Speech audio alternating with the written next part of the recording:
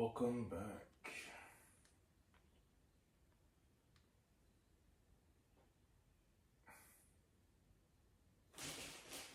It's finally the weekend.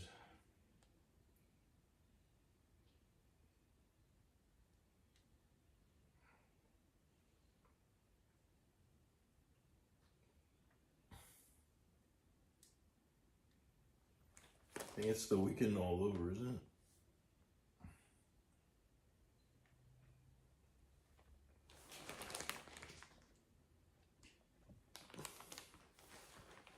Except maybe on the moon.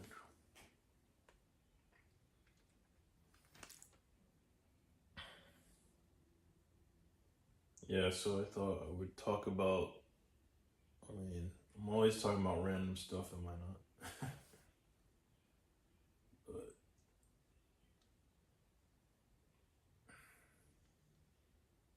I thought I would talk about what they might have in the future.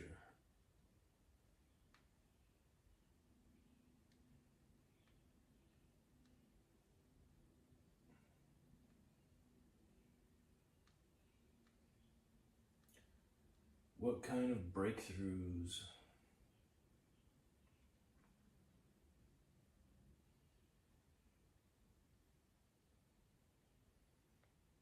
they'll have in the next 100 years?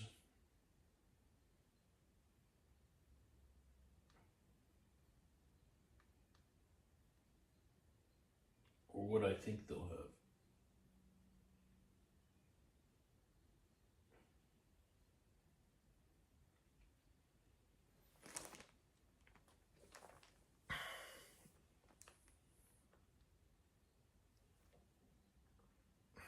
Well, we already talked about, we've been talking about on the news Mars colonies, moon colonies. That's what they're expecting in the next 100 years.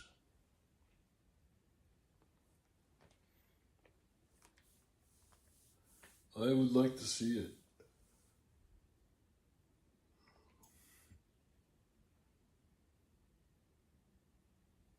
How's that gonna happen though?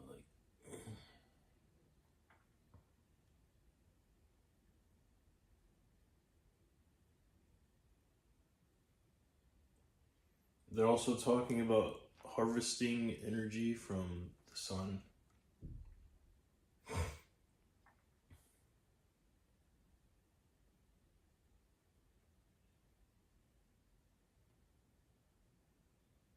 3D printed organs.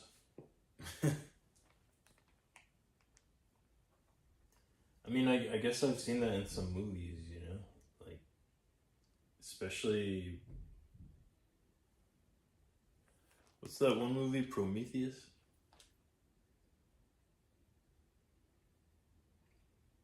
They had like super advanced surgery equipment that was like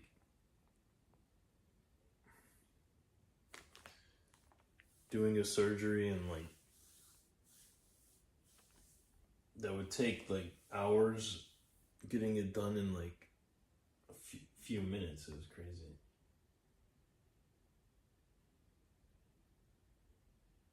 I don't want to go into detail, but if you've seen Prometheus, you know what I'm talking about. Or Alien Covenant, all types of crazy nonsense.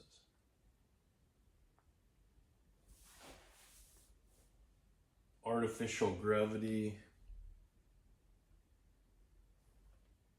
rotating habitats.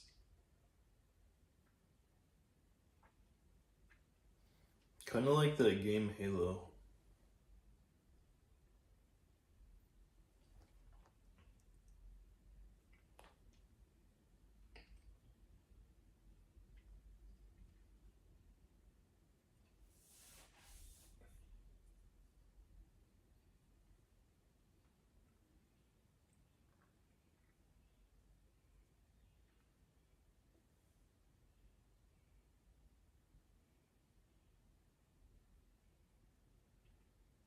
They're gonna have these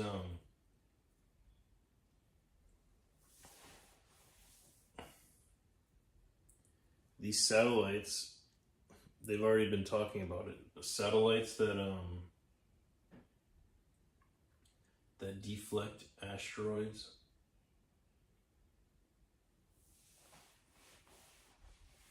Or like basically move asteroids out of the way. I don't know how they're gonna do that.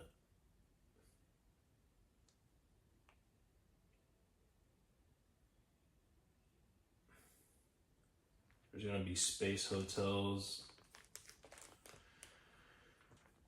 universities in space.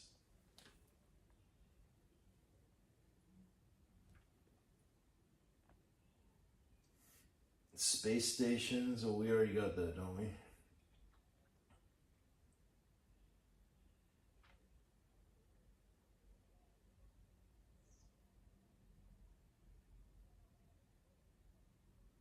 I like the orbital colony idea, though.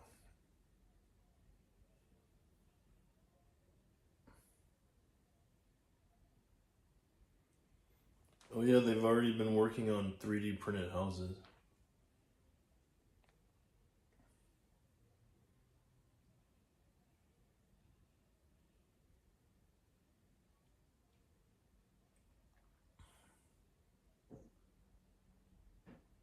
But yeah, the Halo thing.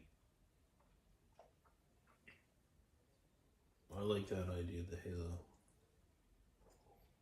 Living in a habitat like that.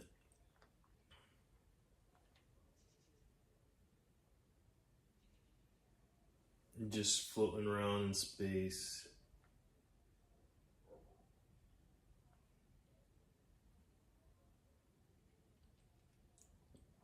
Everything that we need to sustain life artificially created.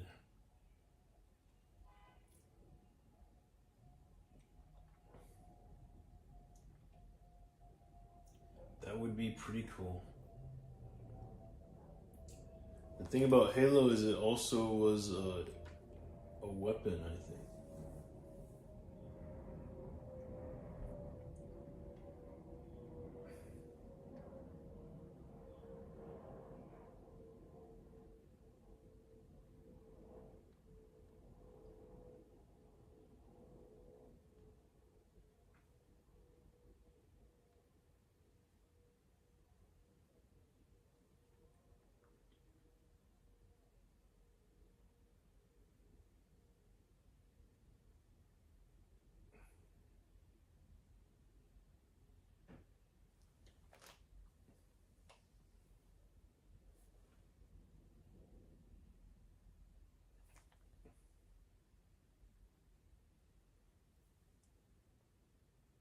I mean, going back into Halo,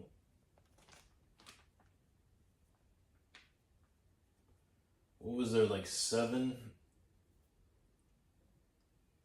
Halos?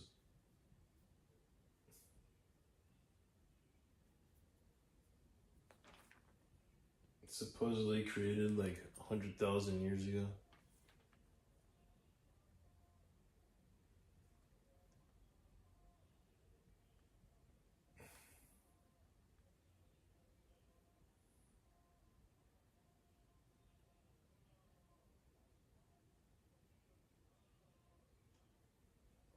I don't know, that was a pretty good story that came. I know the other day I was talking about Metal Gear, now I'm talking about Halo, I guess.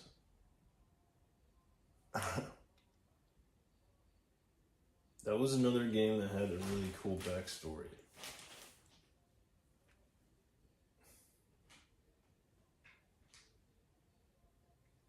I guess Joseph Staten was the guy who came up with the Halo story.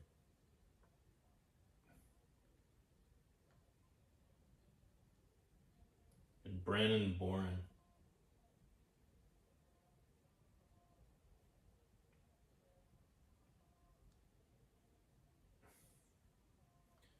But when was that story actually created?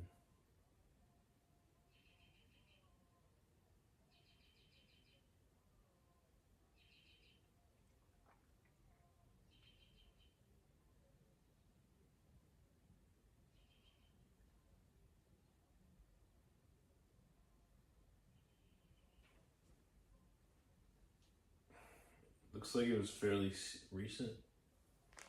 Mid 90s.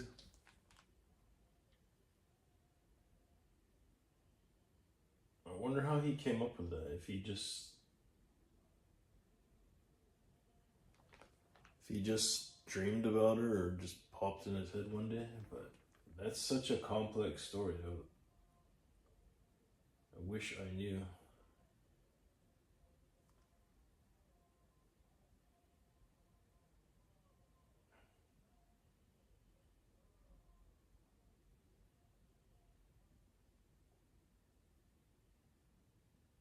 He must have got inspiration from somewhere.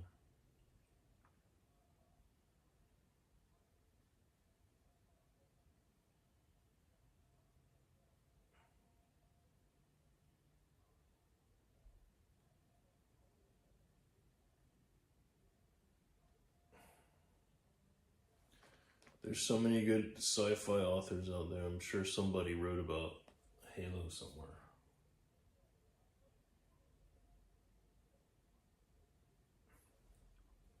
If you've ever played the game, there's so many unique ideas in that game. It's just mind-blowing. That's why it's still going, you know? For one, the Master Chief was like super cool. Like, how do you come up with that idea? Like, a genetically altered or enhanced super soldier, basically. Raised from children.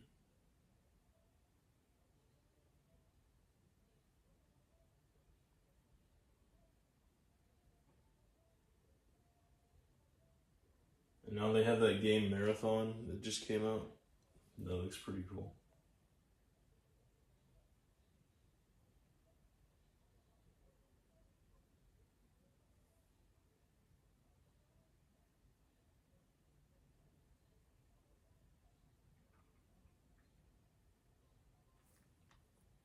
I guess there's some book by this author named Larry Niven.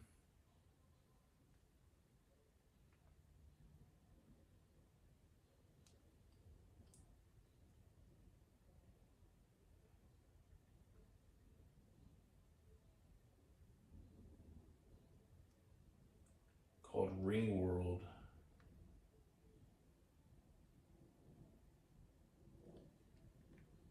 And it actually came out in the 1970s. But if you look at the cover of the book, it is very similar to Halo.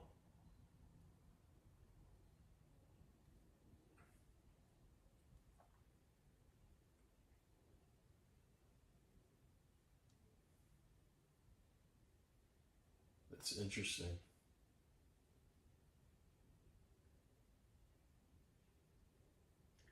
And the flood, I guess, the flood is like this advanced organism that it's like a parasite. It's kind of like it makes everything it touches. I mean, it fuses with zombies, but they don't just become zombies. They're like even stronger than they were before. But they're all controlled by like this hive mind.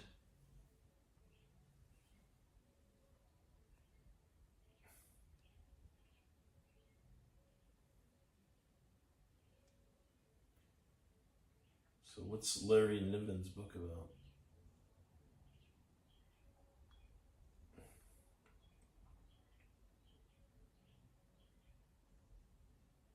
So in case you were wondering where the actual game idea for Halo came from, it looks very similar to this 1970s book called Ringworld by Larry Niven. Niven.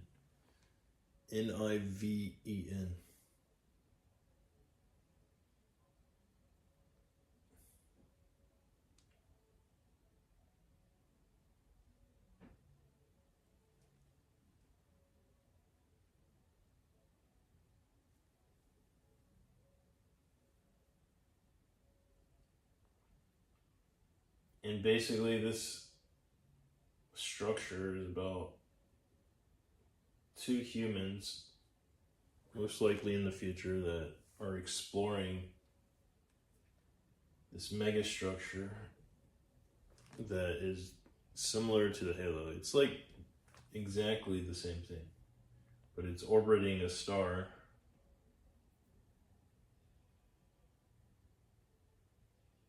It's like an expedition. And it's like one of those old sci-fi. I used to read a lot of really old fantasy books. I don't remember, like super thick fantasy books. I don't even remember all the authors, but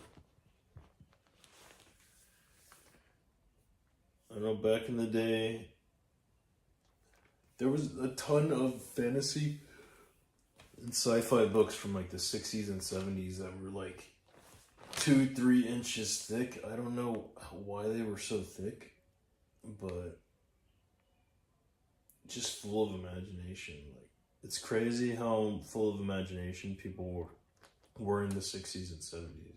Like, to create these 2-3 inch books of just stories of like sci-fi, fantasy, like, I mean, there is so much content from the 60s and 70s.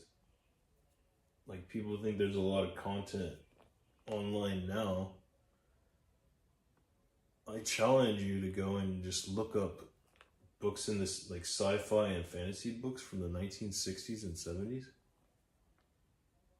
Or even the 80s, like, or early 90s, like, before we had,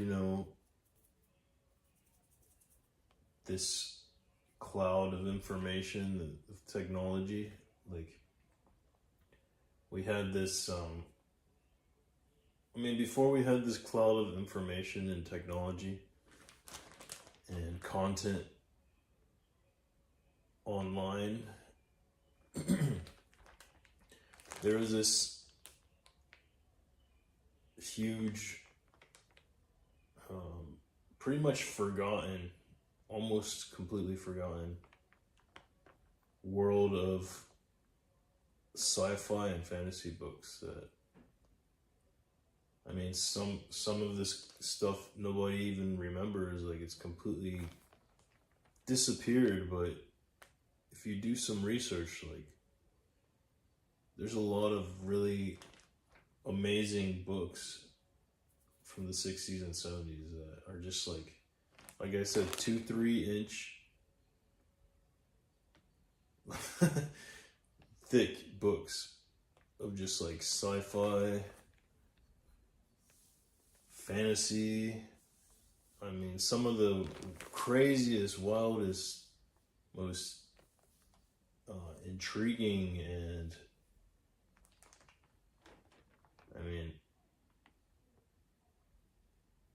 like well thought out stories that you could ever read. It's crazy. Just take your mind into a whole different dimension. Like, what do most of us go online to look for, We want something to entertain us. We want something to, we're all, a lot of us are searching for, something to stimulate us, help us reach different level of consciousness, interesting things to think about, take us down new rabbit holes. A lot of us look online. You don't have to do that. You can go to, you can just look up all these sci-fi and fantasy books from like the 60s and 70s. Like that stuff that, isn't being recycled, like ideas that aren't being recycled. Like, if you think about all the content and stuff that you are watching online, it's so recycled. It gets to the point where it's just so repetitive, it gets boring. But I challenge you to go out and just look up sci-fi and fantasy books from the 60s, 70s, and 80s. It's not recycled. It's all unique, most of it, and a lot of the stories that are popular now actually got inspiration from these books.